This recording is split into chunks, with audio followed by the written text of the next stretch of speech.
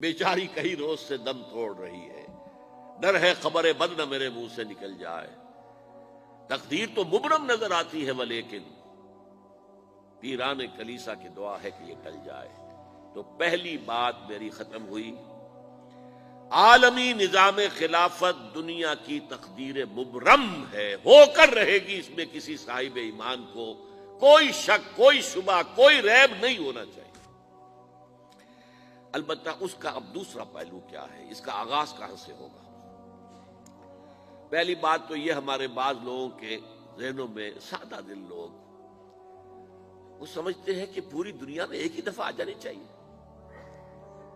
یہ کوئی علاقائی خلافت تو نہیں ہو سکتی، خلافت تو عالمی ہوتی ہے۔ ان سے میں کہتا ہوں، عالمی خلافت کب تھی جناب؟ یہ تو نہ خلافت راشدہ میں عالمی تھی، کیا ہندوستان شامل تھا اس میں؟ کیا چین شامل تھا؟ کیا یورپ شامل تھا؟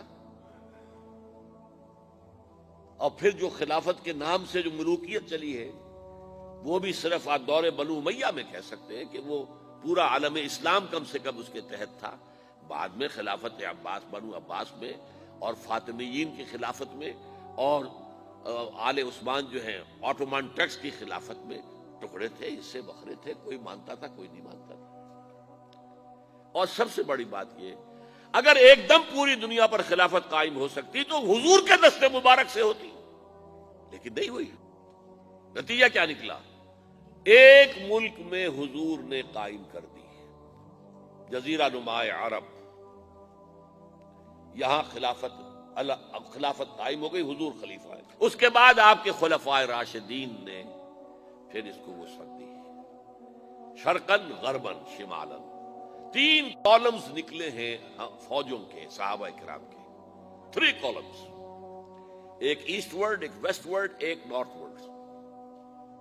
ایک عراق کو فتح کرتے ہوئے ایران میں پہنچ گیا، خراسان تک چلا گیا، ایک شام کو فتح کرتے ہوئے اور پھر سینائی پیننسولا سے ہو کر افریقہ میں داخل ہوا اور اٹلانٹک تک پہنچ گیا، تیسرا سیدھا شمال میں گیا، لیکن یہ زیادہ دور نہیں جا سکتا تھا، کوکیشین ماؤنٹینز آ گئے، کوہ قاف، اس زمانے میں تو یہ یوں سمجھیے کہ امپیسیبل تھا نا، کوہ قاف، لہذا وہاں آ کر رک گیا بابا۔ اب بھی یہ ہوگا، کسی ایک جگہ سے شروع ہوگا پھر پھیلے گا، اس کے سوا کوئی چارہ کار ہے ہی نہیں۔ اگر ہر جگہ پوری دنیا میں ایک ہی وقت میں ہو سکتا تو حضور کے دست مبارک سے ہوتا صلی اللہ علیہ وسلم۔ اب وہ نقطہ کون سا ہوگا، نقطہ آغاز کون سا ہوگا؟ اس میں پہلی بات تو میں نے کہا، جو شک کرے گا اس کا پھر ایمان مشکوک ہے، ہوگا، لازماً ہوگا، گلوبل ہوگا، پوری دنیا میں ہوگا۔ کہاں سے شروع ہوگا اس میں آپ اختلاف کر سکتے ہیں، لیکن مجھے تو 2 حدیثیں تو ملی ہیں جن سے یہ اندازہ ہوتا ہے کہ یہ اس مشرقی خطے سے ہوگا، عرب کے مشرق کی جانب کسی ملک سے ہوگا، کسی خطے سے ہوگا۔ وہ حدیثیں بھی اب آپ پڑھ لیجیے پہلے، پھر میں کہہ رہا ہوں یہ خزانہ ہے جو ہم نے آپ کی خدمت میں پیش کیا ہے، کاش کہ آپ اس کی قدر کر سکیں، یہ حدیثیں آپ کو ازبر ہو جائیں، یاد ہو جائیں، لوح قلب پر نقش ہو جائیں۔ ہندوستان اور خراسان یعنی موجودہ افغانستان کا ذکر ابن ماجہ کی روایت ہے، عن عبداللہ ابن الحارث رضی اللہ تعالی عنہ قال رسول اللہ صلی اللہ علیہ وسلم یخرج ناس من المشرق یؤتئون للمہدی یعنی سلطانہ، یعنی سلطانہ، دونوں طرح سے پڑھ سکتے ہیں۔ حضرت عبداللہ ابن حارث فرماتے ہیں رضی اللہ تعالی عنہ کہ حضور نے ارشاد فرمایا، مشرق کی طرف سے وہ فوجیں نکلیں گی، لوگ آئیں گے جو عرب میں مہدی کی حکومت قائم کریں گے۔ یہ مہدی کون ہوں گے اس کا ذکر میں ذرا بعد میں کروں گا، لیکن نوٹ کر لیجئے کہ مہدی سے پہلے لازماً کسی مشرقی علاقے کے اندر وہ نظام قائم ہو چکے گا، تب وہاں سے فوجیں آئیں گی نا۔ یہ مشرق کون سا ہے؟ عرب کے مشرق میں آپ چلیے، ایران بھی آ جائے گا، افغانستان بھی ہے، پاکستان بھی ہے، اور اگر اس سے اور توسیع دیں تو ہندوستان بھی ہے۔ یہ ہے عرب کا مشرق، اس سے فوجیں جائیں گی۔ اس کا کیا مطلب ہے کہ اس میں سے کسی جگہ پر نظام خلافت پہلے قائم ہو جائے گا، تاکہ وہاں سے فوجیں جائیں گی جو جزیرہ نماء عرب میں حضرت مہدی کی حکومت کو قائم کریں گی۔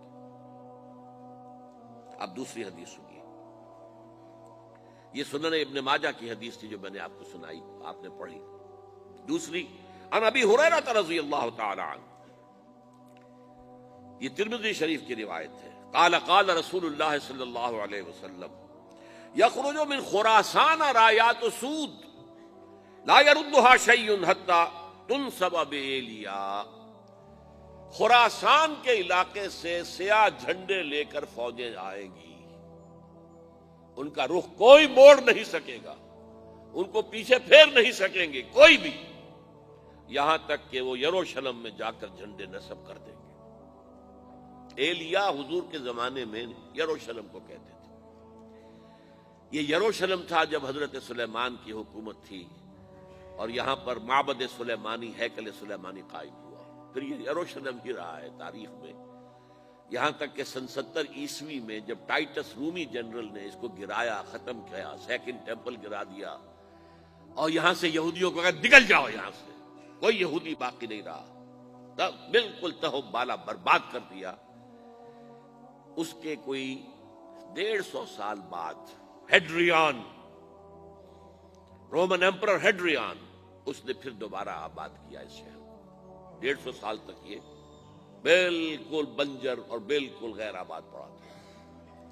اب ہیڈریان نے جب آباد کیا تو اس کا نام ایلیا رکھا، اب یروشلم نام نہیں تھا۔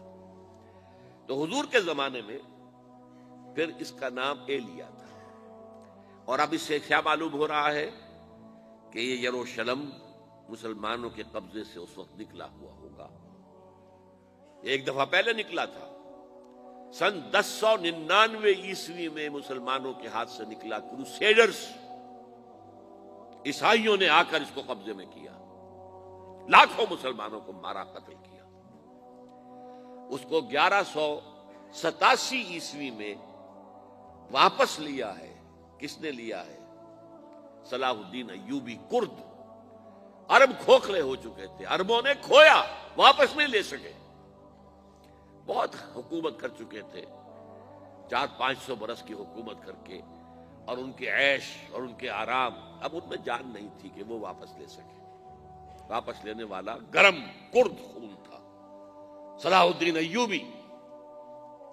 تو گویا کہ اب آپ سمجھئے کہ 88 برس تک عیسائیوں کا قبضہ رہا یروشلم پر۔ اب 1967 میں یہودیوں نے قبضہ کیا ہے، اور اب 38 برس تو ہو گئے، 88 نہیں تو 38 برس تو ہو گئے ہیں، لیکن وہ دور آئے گا کہ اب پھر لیں گے، لینے والے عرب بھی نہیں ہوں گے، خراسان کے علاقے سے فوجیں آئیں گی۔ یہ خراسان کیا تھا؟ ایلیا تو میں نے آپ کو بتا دیا، یروشلم کا نام ہے۔ خراسان اس زمانے میں ایک بہت بڑے ملک کو کہتے تھے، کچھ حصہ پاکستان کا بھی اس میں شامل ہے، کچھ حصہ ایران کا بھی ہے۔ ایران کے اس حصے کو اب بھی خراسان کہتے ہیں، وہ ایک صوبہ ہے، خراسان ایک صوبہ ہے ایران کا چھوٹا سا۔ پاکستان میں خاص طور پر یہ جو علاقہ مالاکنڈ ایجنسی کہلاتی ہے، اس سے اوپر جتنا علاقہ ہے، اور یہ جو واخان کی ایک پٹی آتی ہے اوپر، واخان افغانستان کی ایک پٹی سی دم سی چلی آتی ہے جو جا کر چائنا کی سرحد سے مل جاتی ہے، یہاں سے لے کے یہاں تک یہ جو مالاکنڈ کا وہ درہ ہے اور پہاڑ ہے، یہ بھی خراسان کا حصہ ہے۔ باقی تقریباً 2/3 آف افغانستان ساؤدرن حصہ نہیں ہے خراسان کا حصہ، یہ سیستان کہلاتا تھا، یہ خراسان نہیں ہے۔ لیکن یہ کہ اوپر کا 2/3 آف افغانستان، اور اس کے ساتھ یہ جو عرب، جو اب یہ ترک ممالک آزاد ہوئے ہیں سوویت یونین کی ڈسولوشن کے ساتھ، یہ سارا علاقہ کہلاتا ہے خراسان بزرگ، دی گریٹ خراسان۔